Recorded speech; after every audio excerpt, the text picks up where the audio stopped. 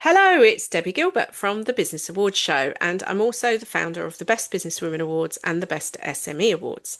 And today I am joined by Amy Cunningham, who is the founder of the Strings Club. And this is a club for children to enjoy holiday activities in a variety of ways, which Amy's going to tell us more about in a moment. And her business started back in 2012 and was spawned from a very, very small idea into this amazing business that she has now.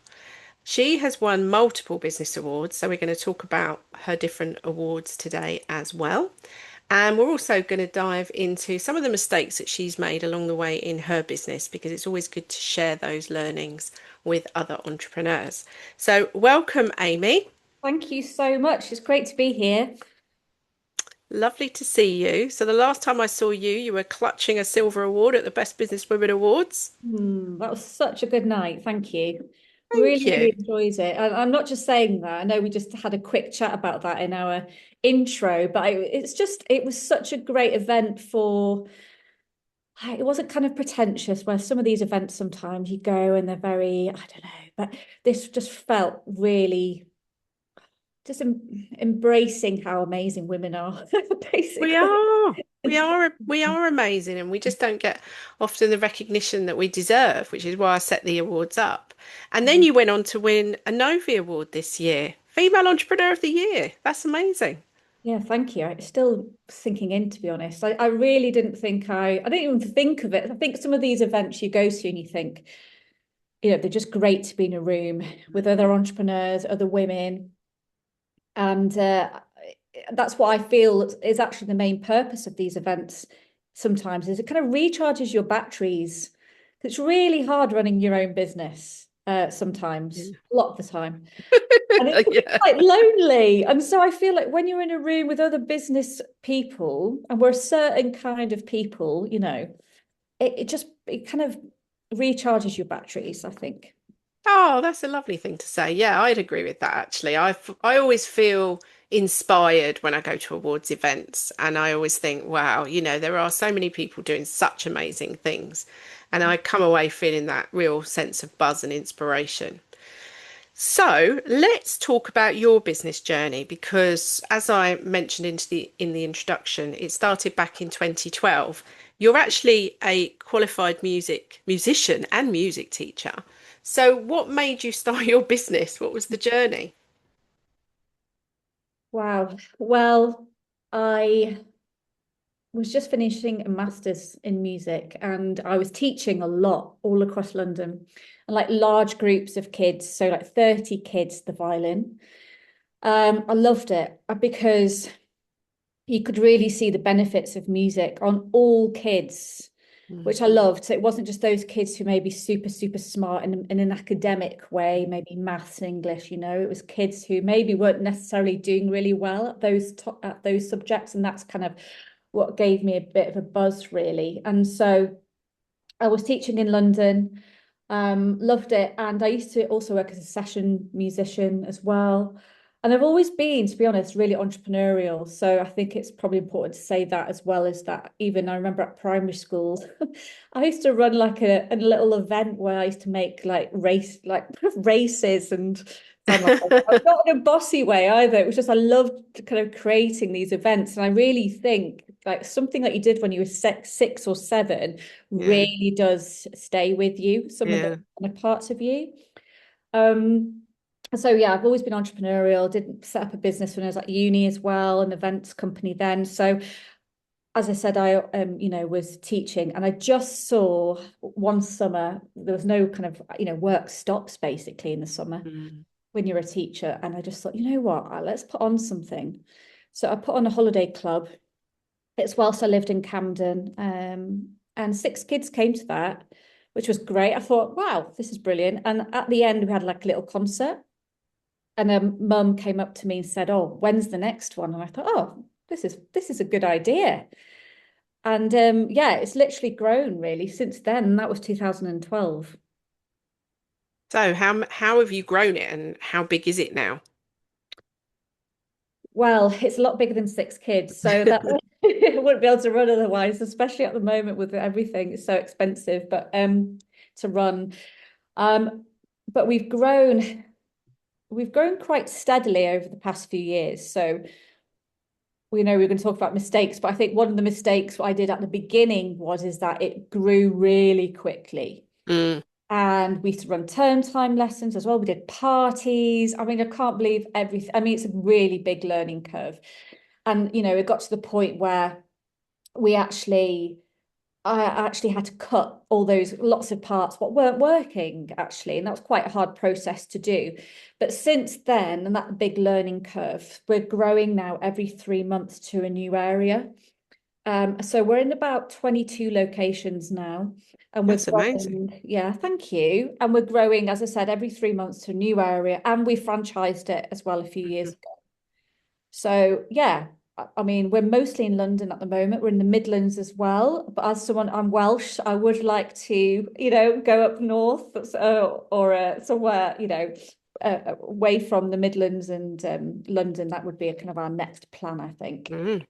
So essentially, you've got holiday clubs, but then you've also got term time teaching clubs. No, we don't Yep. do term time. No. So that's Ah, okay. that's my point is that we did do term time and It was too actually much. it was too much and also just the amount of admin involved. And there's other Mm. companies doing that actually. And we might bring it back as our team grows in the business. That could be a part of the business. But at the moment, our focus is definitely holiday clubs and just making sure that we maintain them because we're multi-award winning. We're 4.8 on FIFA out of 5, which we're super proud of. Yeah, And I think, as I'm sure you know, Debbie, is that keeping that yeah. high quality, that is more important than scaling up, I think.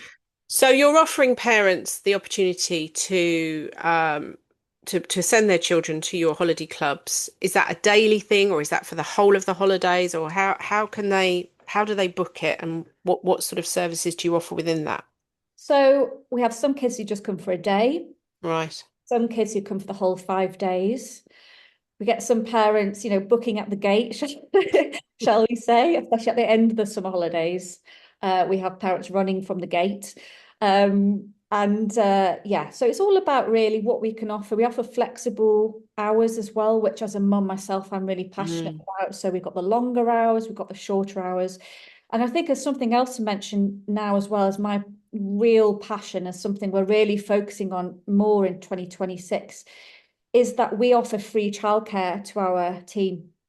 So whether it's head office or you're working at one of our holiday clubs, you can bring your child to work with you. oh, that's good. Because yeah, I just feel, the how many parents cannot, the number of parents who can't work at the moment because Mm, the price of childcare is so, especially in London, is so, I mean, mm. nurseries now are like some £100 a day. I know. So it's just looking at what we can offer for parents who want to earn a bit of money, but also, don't have to worry about, well, actually, my childcare is going to cost me this anyway. So what's the point of working? And again, that's something that we offer and everybody. And it's kind of a unique selling point, I think. Other camps, I think, do that, but they charge £10 a day. And I still think, come on, let's offer people, parents, something. Yeah, something special. That's lovely.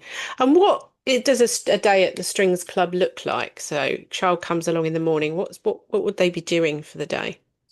So we have so many activities where what they can choose from when they get there. So we have free play when they can get there and they can either want to chill out or they want to do like upcycling, they want to play an instrument, they want to board games, art, you name it. We've got all these different Mm, activity stations out because every child's different. mm, Some kids might actually maybe not slept very well, so they want to go and chill out and read some books or things like that. Then we have our music lessons. So every venue has a different instrument. So we mhm. have around, I'm not joking, about 1,000 instruments in our warehouse.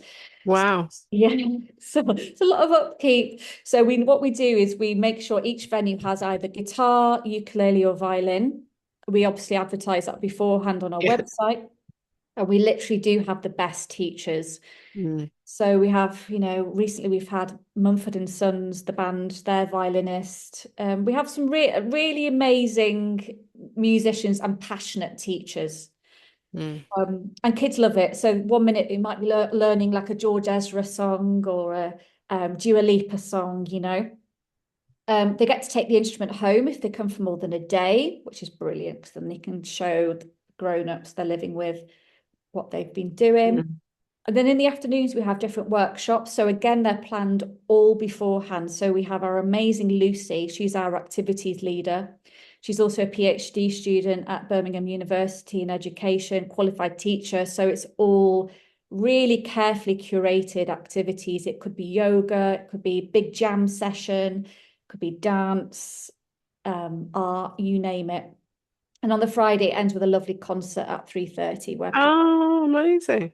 yeah, it's brilliant. It's really good. And they get a certificate. And it's just a really great chance for the parents to see what their child is Mm. doing. Because I don't know, you know, because we've got photo consent is mostly no for kids on social media. So we don't, like other companies, put pictures of the kids. So No. only if it's a professional photo shoot. Mm. Because I find like we're not really asking the kids No. that, you know. So it's nice for parents to actually come in Yeah. and see. Because like I said, we don't put kids on Instagram only if it's a professional photo shoot and Mm. checked with parents and the kids. Yeah. Yeah.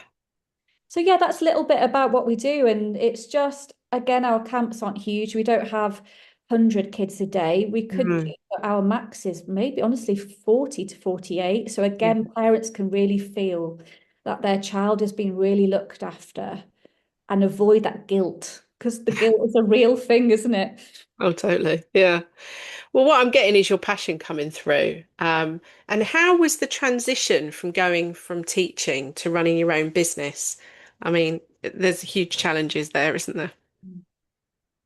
Like I said, I think I've always been entrepreneurial. I mean, it's in my Mm. blood. So I feel I actually was quite, I'm really passionate about entrepreneurialism. Mm.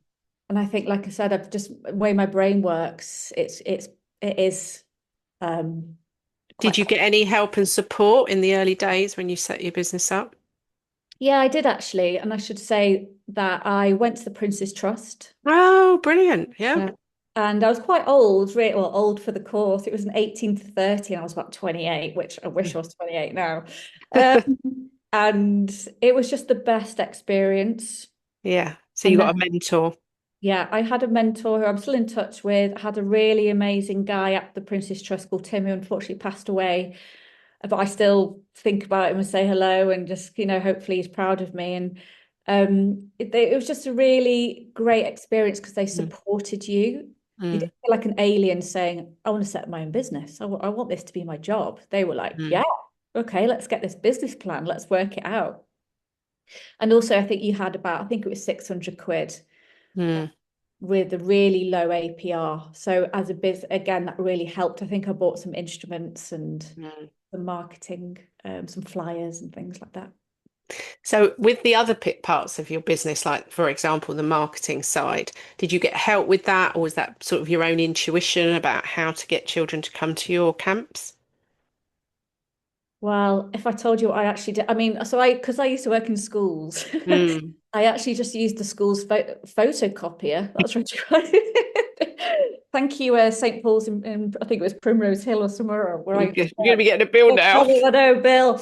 But I used to, you know, because I was, you know, I didn't have much money then as well. So that's how I started off with my marketing. But I think as you grow and you understand, you also learn where you're finding Mm. your customers and how. And that evolves, doesn't it, as well? It changes, Mm. I think, as your business grows as well, and how, you know, customer behavior changes as well. Mm. So, did you then start using presumably a bit of social media to advertise the classes and things like that? The website.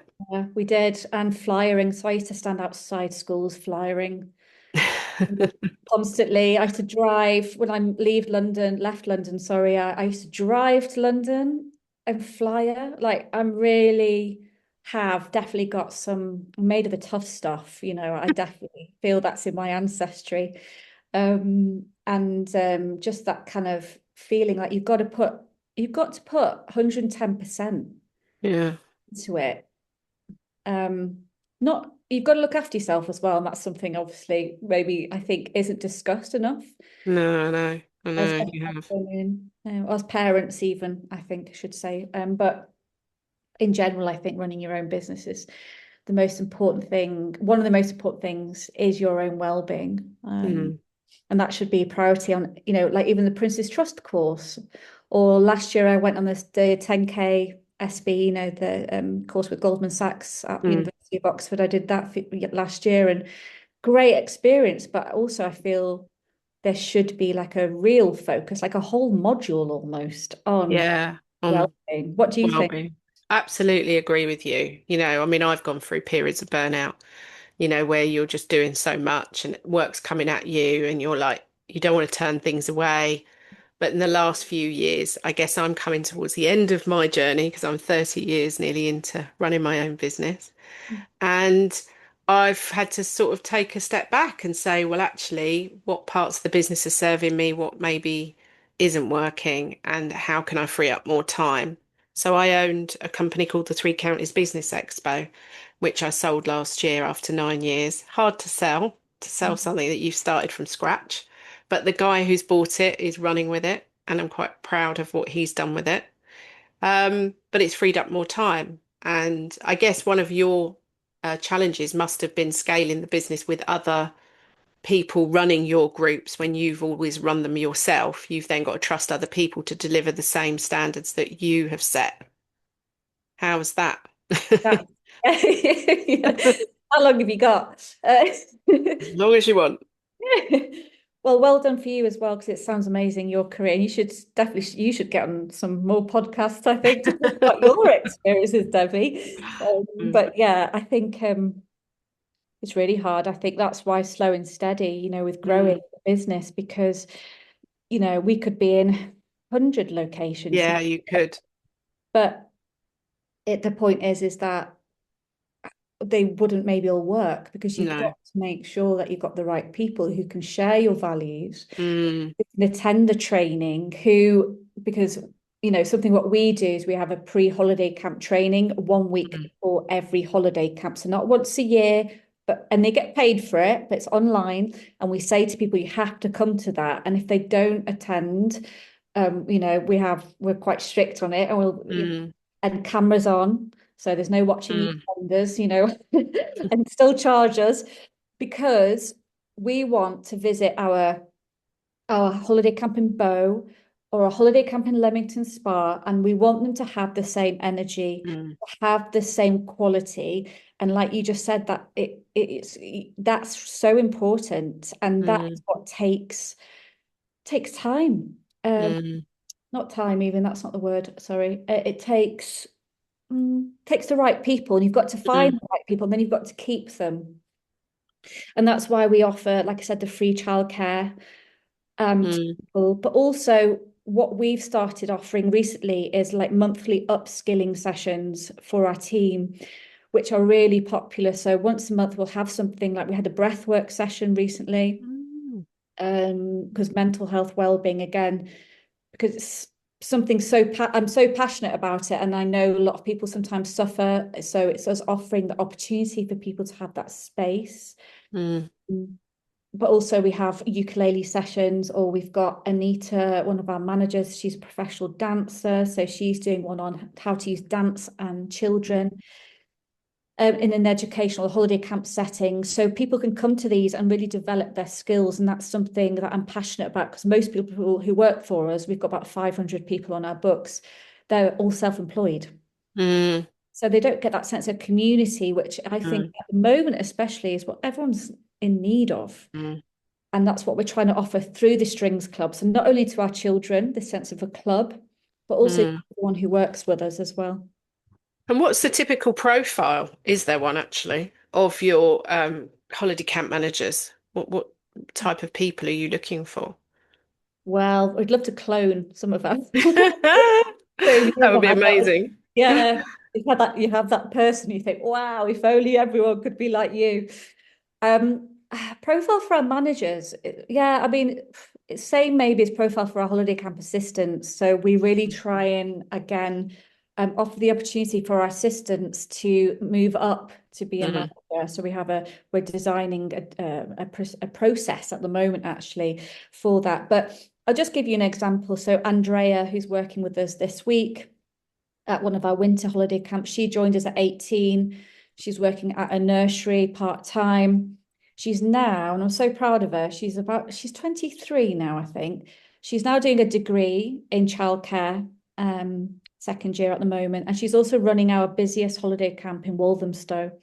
Oh, wow. 48 kids, no problem. And she's already told us it's down to the opportunities we gave her Mm. for training as a younger person and given her that confidence to now. And she's even talking to me about me mentoring her because she's thinking about setting up like a nursery style Saturday centre in London. So yeah, super. Yeah, that's amazing. And that's all down to you, really, and your thought process that you've put into the training and support you're giving people, which is incredible.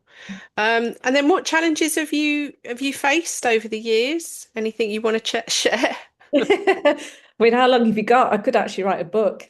Maybe Yeah, you should. one day, yeah, in my spare time.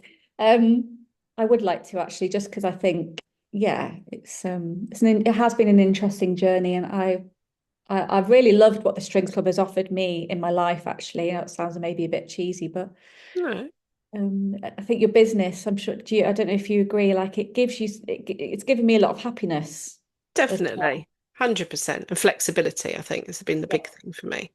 Yeah, I agree. The fact I can pick my daughter up from school and Yeah. take her swimming and, and all of that. So, gosh, so mistakes, I would say, one of the first ones I would say is I remember reading Duncan Bannatyne's book, and, Mm, and it was all no pain, no gain. That's what I think mm, the quotes was.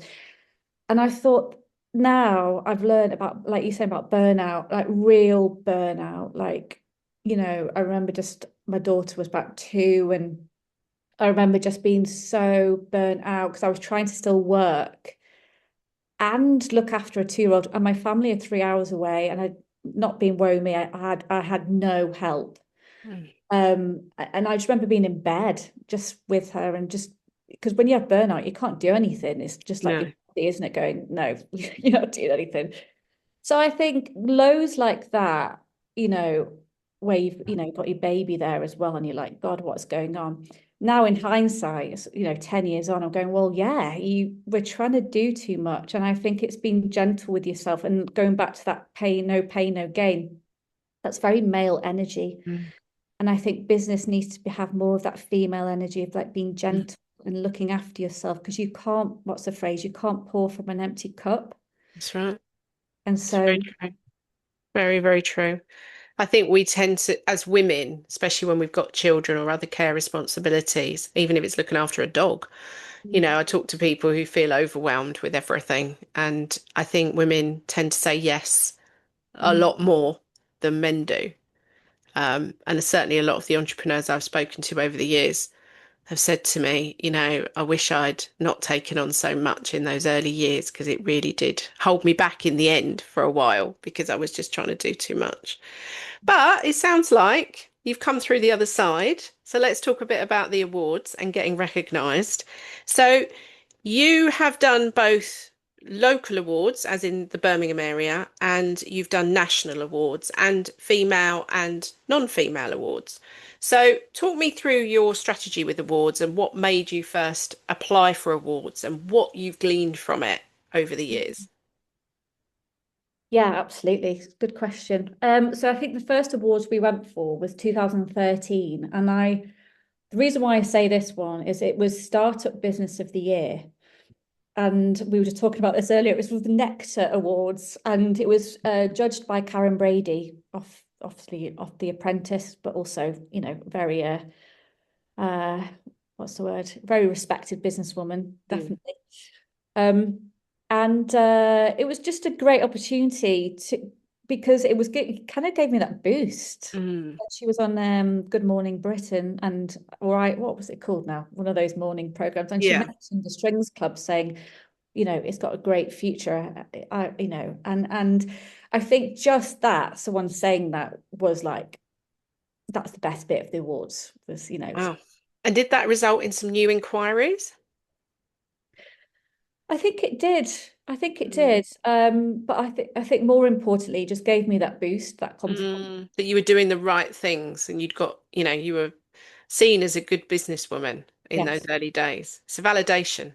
Yes, absolutely. So I do feel that anyone listening and thinking, oh, I'm not sure about awards, they take too much time, or just go for it because Mm, even you'll get something from it, even if you're just in a, like not just, but if you're in a room with amazing people, mm. or you might meet a contact or someone who you stay in touch with. So you've done Birmingham Awards as well. Talk me through what happened there. So I think we applied for the Birmingham. Yeah, it's called the Birmingham Awards. So I live in Mm, Birmingham now, which mm. it's a great place, and yeah, that was where we won. I won Birmingham Businesswoman of the Year, which again I didn't expect actually at all. But that was really great to be acknowledged there. And then we have, like I said, we've gone for national awards as well. Obviously, your awards were brilliant. Not just saying that, like I said, it was just great. Even the women on the table, I had such a laugh, basically. Who was on your table?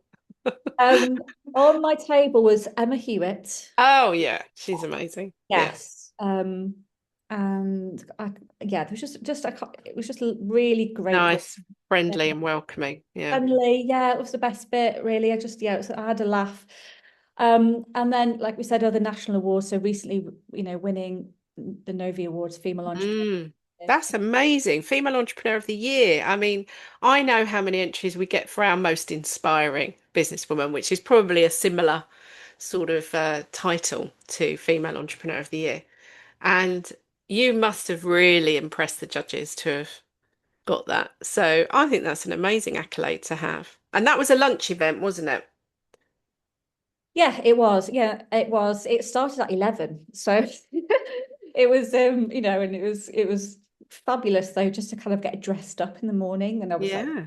Leicester Square wearing a dress, and just kind of it was brilliant. And again, I went with my friend actually, who I met on the Goldman Sachs course last year, Carrie, who runs Kit Studios, which is a hairdressing PR agency. She's incredible what she's doing as well. So it was just a really great event. Lovely. And what a great way to end the year. To have Yeah, that. absolutely. You've had Great British Entrepreneur Awards as well. So what year was that? Oh gosh, 21 or something like that, 22. So So we they have, tend to do their final in London, don't they? they do, yeah, Yeah. which is great, but again, like you're doing with, being in Daventry, let's get some awards out of London too. It's just too much for people. It's Oh, the cost, isn't it? It's the cost of getting to London. Then the cost of the hotels are ridiculous. oh my I gosh, I mean, know. this is what we thought when we were at Scion Park last year. The bedrooms are nearly £300 each. And Wow. it's just, on top of the ticket and then your travel. Before you've even bought a dress, it costs a fortune. And that's one of the reasons we thought, no, we need to make this a bit more cost effective and a bit more accessible because businesses are being squeezed from all directions at the moment. I'm sure you're feeling it as well. Um, Totally. I'm feeling this from everybody that I talk to, whatever industry they're in. The costs have gone up, and just trying to keep that level of customers happy and just that employing people costs more money now. So it's not an easy na landscape to navigate, to be honest with you. It really isn't. So what tips, if we've got someone listening to the podcast who is in that early stage of their business journey, what tips would you share with them that have helped you get to the point you are today? Mm. Um, as well. Again, how long have you got? But I would say definitely look, like I just said, look after yourself. It's Mm, really important. I mean, I have a morning off and I can still feel my brain go, why are you having a morning off? You need to be working. But I have a morning off a week where go for oh, walk, okay. go Do you pick the or same morning every week, or is it try different? to, yeah, because Yeah. it gives me that kind of feeling of going, there's a lot going on, but you can, this is what it might be a massage or just going for a walk Mm, or I don't know, watching a film or just that mm, time. I would also say to somebody, make sure it's a realistic business venture. Mm, Be realistic with yourself. Are you gonna, is this actually going to work? And I mean that in a really, you know, positive way. But look at, for example, carry out a SWOT analysis of other yeah. companies. Look what they're doing, what they're doing well, but are there any weaknesses for you, opportunities for you? So really be aware of what you're offering and Mm, also what your customers need. mm, What do they need? What problem are you solving for them? yeah, because that is exactly what you did.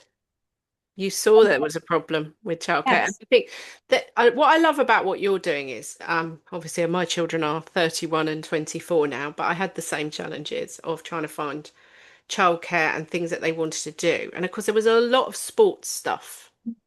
And whilst they both did play sport, my youngest son went to school, did performing arts, was quite musical, and there literally was nothing around that you've described when he was little.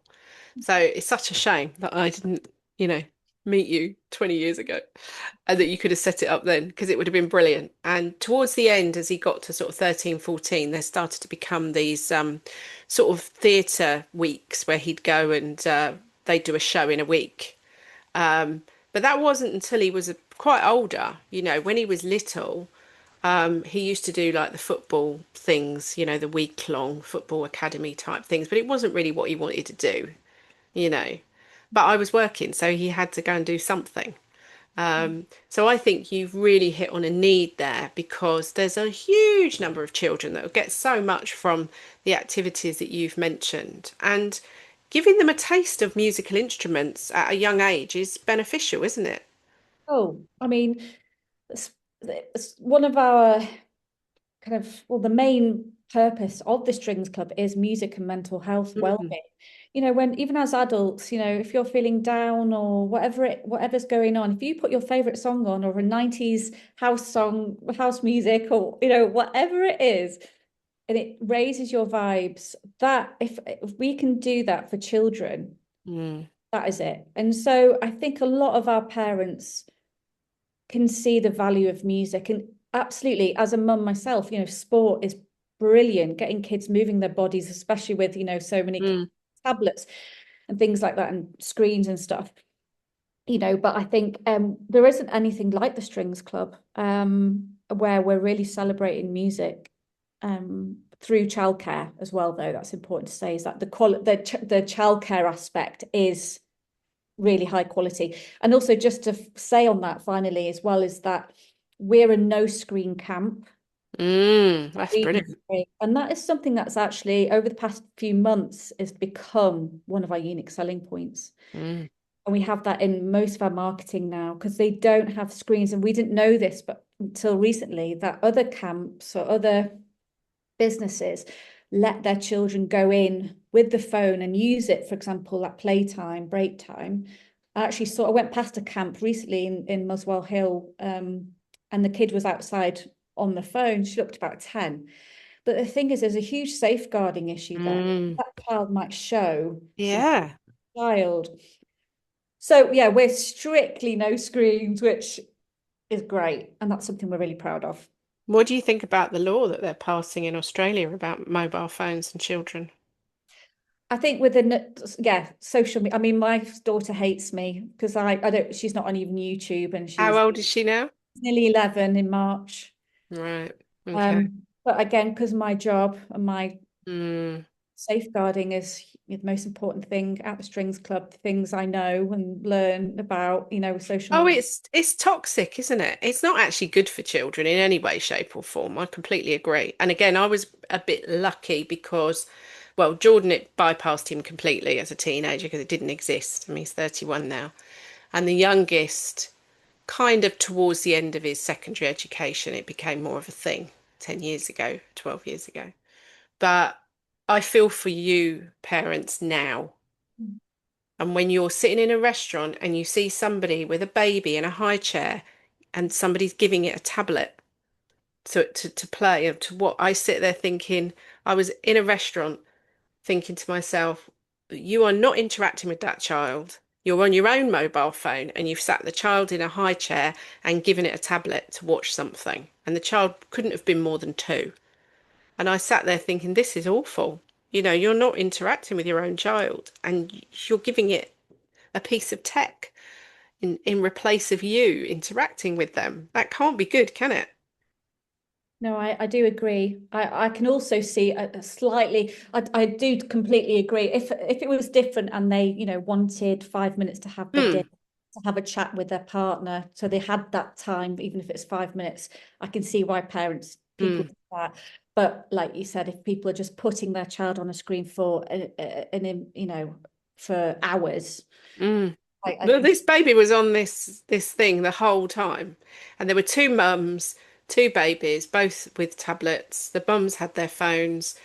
They were just sat. They weren't even talking to each other. They were, No, well, it's a problem with adults too. I mean, I know certain people, who you talk to them and they're still on their phone, and I say, I'll come back when, when you've got off your phone and you can hear me. yeah, you can. So, I do think so. Yeah, that's something we're really, really proud of. Yeah, I think that's a great USP to have, and I think more parents will be asking those questions going forwards for sure, because there's so much more publicity about it.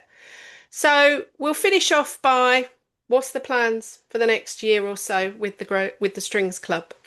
Oh gosh, yeah. Well, do you know what? I'm having a few weeks off, and then to recharge my batteries. I'm escaping to some warmer climates for a bit. Oh, where are you going? You I'm going to going to share? Lanzarote. Oh, we were I'm there this year. very, Yeah, I'm love it. very excited. It's really exciting for next year. There, one, I'm just so much looking forward to building the business with my great team. I work with I think it's 6 people, and honestly, they are brilliant human beings and really supportive. And hopefully, they decide to support them as well. And so I think we're looking forward to scaling up to 4 more areas. Mm, Franchised it again, so hopefully we've got a few franchises coming along very soon as well. Um, and yeah, just hopefully attending more amazing awards like your awards, because I think, yeah. and yeah, coming back to your awards, definitely. It's my coffee this time, and having a night in Daventry. Brilliant. Well, that's all sounding really, really good. Thank you for joining me today. It's been lovely talking to you. You are utterly inspiring. I think you've created something that is amazing and clearly well needed out there, definitely. So, if you have been listening to today's episode, we will make sure that Amy's details are in the show notes so you can go and have a look and see where her holiday clubs are and get in contact with her if there isn't one in your town, and maybe she can find someone to start one up for you. And thank you for joining me. I wish you all the success, and I'm sure we'll see you again. So thank you. Thanks, Debbie.